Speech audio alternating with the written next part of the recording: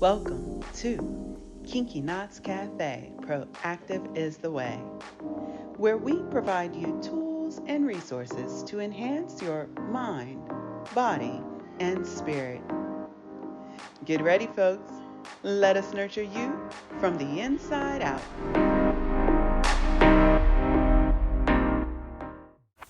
Welcome, my friends, to the auxiliary period. During the aux period, we are focusing on preparing for our season 3, Ascension, the Glow Up, which is scheduled to launch January 2025. Until then, we will be discussing a piece of literature that I selected for the next 3 months. The 48 Laws of Power by Robert Greene. This month, we are diving into Laws 1 through 19, and in November, Laws 20 through 35, and in December, Laws 36 through 48. By now, you should have successfully reached the 10th law. In these chapters, we have learned a great deal about how courtiers, scientists, artists, actors, and even characters within fables have beguiled, concealed, and circumvented the truth to garner a favorable position and amass power. I thought that I would get started with my overall thoughts about this book thus far, but I am at a loss for words. I was not expecting a piece of literature that would serve as the blueprint for amassing power in such a sadistic, provocative manner and not providing a new paradigm, a revised blueprint for how we need to reposition this idea of power so that it is more beneficial for the greater good. Depending on how one pursues power, it can lead to an ethical dilemma, corruption, isolation, rebellion, and the destabilization of countries and economies.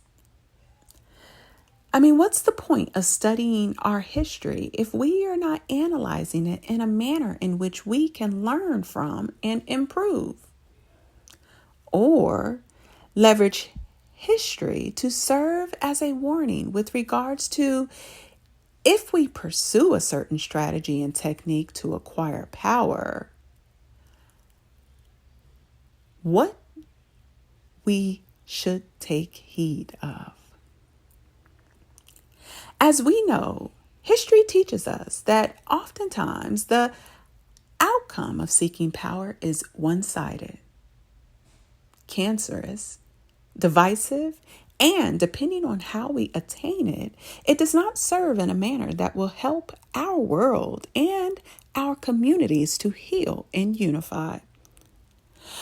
When I picked up this book, I thought I would be providing excerpts that would contribute and be beneficial for our Motivational Mondays. And I honestly struggled to find anything worthy that felt positive and uplifting for the greater good. I was expecting for a guide similar to the Laws of Human Nature, which was also written by Robert Greene. But then when I looked at the copyright and saw that power was actually written 11 years before the Laws of Human Nature, while I don't know Robert's background, I believe that time helped him to produce a piece of literature that was less demoralizing and sinister and more helpful and positively serving. I hope that as we continue on, I will find resolve in Robert's findings, where he will share the positive side of power, such as how it can be leveraged to empower, influence, and achieve success. Until then, this week I scoured the readings and was able to land on one law that I found beneficial to the greater good and some points that he made. Law 5. So much depends on your reputation. Guard it with your life. So let me start off with providing you an overview of the structure of each law. In the book, each law is broken into parts. Robert starts each law off with a judgment, a high-level overview on the importance of this law and how to leverage it to your benefit. Then he provides a short story and history that validates the law via his interpretation and the application thereof. Next, he gives you the keys to power, essentially taking what we have learned from history and developing our own application model to effectively leverage this law to our benefit. Finally, he closes with exceptions to the law. You know, what made this book so intriguing is how he sprinkled in fables, those short historical stories and quotes to encapsulate and hone in on the application of each respective law. You will not find this literature boring. All right, so now that you have an understanding of the structure, let's dive in. Law 5. So much depends on your reputation. Guard it with your life. So Robert starts out with judgment. He shares, reputation is the cornerstone of power. Through reputation alone, you can intimidate and win. But once it slips, you are vulnerable and will be attacked on all sides. Make your reputation unassailable. Always be alert to potential attacks and thwart them before they happen. Meanwhile, learn to destroy your enemies by opening holes in their own reputations. Then stand aside and let public opinion hang them. This man is ruthless. My mouth dropped open when I read that, but we will talk about that later. So some parts of this chapter that resonated with me were his thoughts on reputation and how it has a power like magic. Robert shared that with one stroke of its wand, your reputation can double your strength. It can also send people scurrying away from you. And whether the exact same deeds appear brilliant or dreadful can depend entirely on the reputation of the doer. This is so spot on. When I look at the political landscape and the background of the candidates and their positions, I have found that your reputation precedes you and will be the determining factor as to whether or not you will move the masses and garner enough votes to win. And while I have an understanding of both sides and the rhetoric in which the candidates shared during their campaign, for me, it will ultimately come down to who I believe has the best reputation and shown me that they will serve the greater good judiciously, hold true to their beliefs on how to positively serve our country, doing so with honor, and how they will be perceived and respected globally. Robert goes on to share that a solid reputation increases your presence and exaggerates your strengths without you having to spend much energy. It can also create an aura around you that will instill respect. And depending on the type of reputation that you desire, even fear. Your reputation inevitably precedes you. And if it inspires respect, a lot of your work is done for you before you arrive on the scene or utter a single word. So, who watches Hell's Kitchen with Gordon Ramsay? This chef has a reputation that preceded him. He is so respected that even when he becomes unhinged in his shows, being condescending, emotionally and verbally abusive, instilling fear into his contestants, this man and his career have been unmoved and permitted to flourish.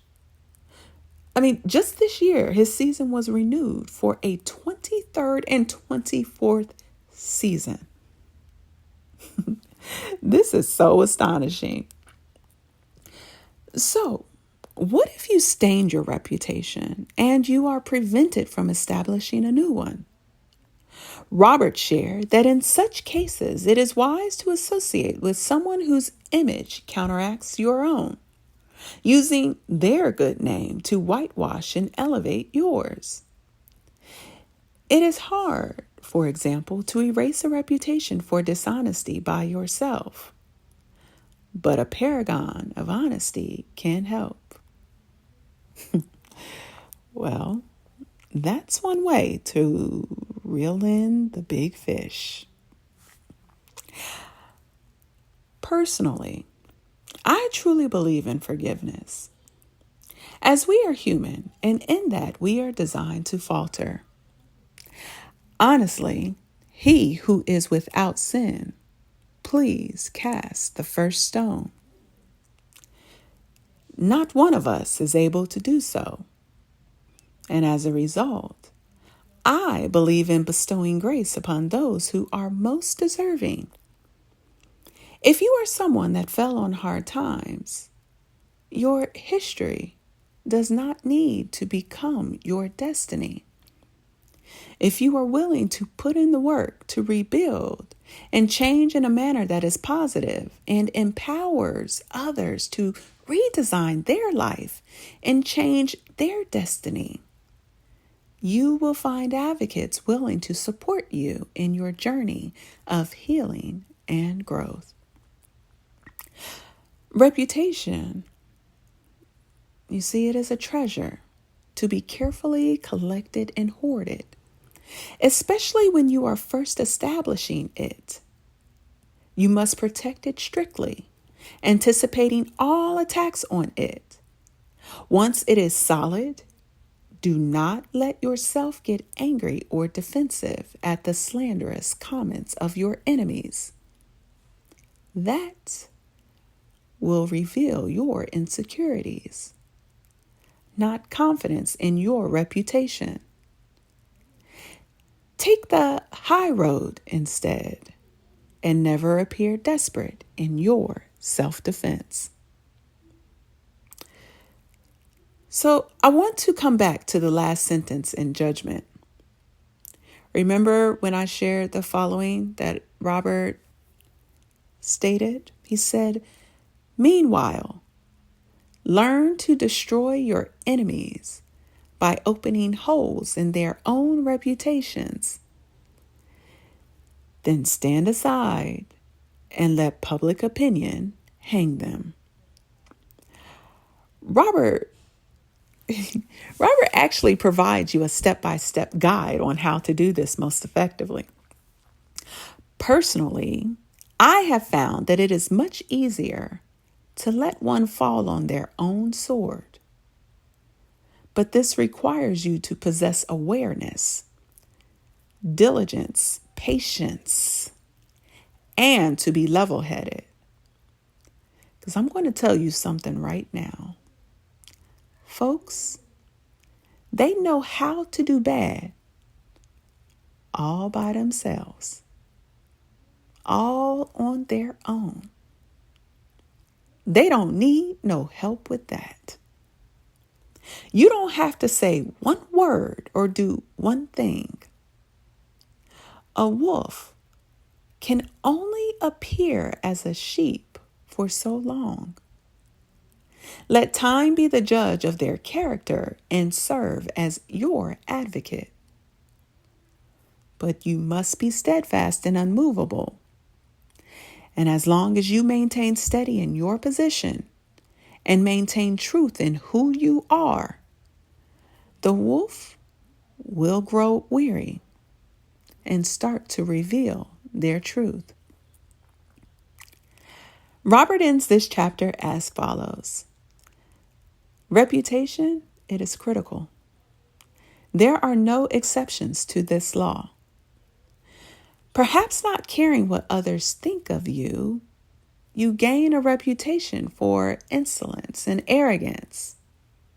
But that can be a valuable image in itself if that is the type of reputation which you seek. Since we must live in society and must depend on the opinions of others, there is nothing to be gained by neglecting your reputation. By not caring how you are perceived, you let others decide this for you. Be the master of your fate and also of your reputation. That's a wrap, folks. I hope you are enjoying the 48 Laws of Power. If you have a favorite law that resonated with you, please share your thoughts in the comments section on Instagram, Facebook, or the Podbean platform.